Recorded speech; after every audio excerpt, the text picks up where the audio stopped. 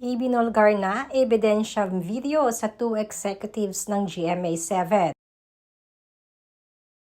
Maugong pa rin na pinag-uusapan ngayon ang nakaka-disappoint na naging sitwasyon ng anak ng sikat na child actor na si Nino Mulak. Ang inaakala kasing magandang experience at masayang memories na maibabaon sana sa pagdalo ng GMA Gala kamakailan ay napunta sa hindi kaaya-ayang sitwasyon.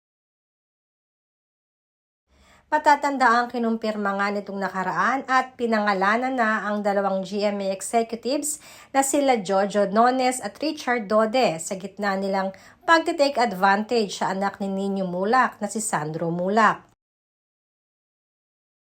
Maging ang stepmother kasi ni Sandro ay sinasabing hindi sila papayag hanggat hindi nila nakakamit ang hustisya sa pambababoy ng mga ito sa kanyang stepson na si Sandro.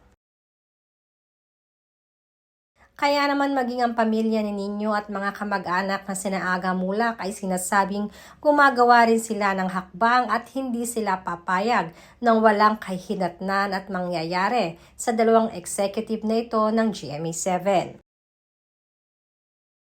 Aside from Nino Mulak post noong nakaraan, ay sinasabi naman ito na magsasalita lamang siya kapag naka-formal file na ang kaso sa dalawang executive staff ng GMA7.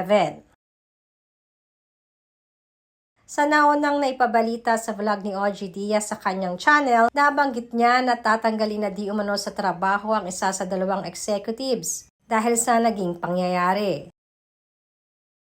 Subalit naglabas naman ng statement ang GMA7 at narito nga ang kanilang naging pahayag. GMA Network Statement. Online articles and posts have recently circulated regarding an alleged incident involving an artist and independent contractors of GMA Network. We have yet to receive a formal complaint from those allegedly involved in the issue. Should one be filed, the network is committed to conducting a thorough and impartial investigation. We assure the public that GMA Network takes such matters with utmost seriousness.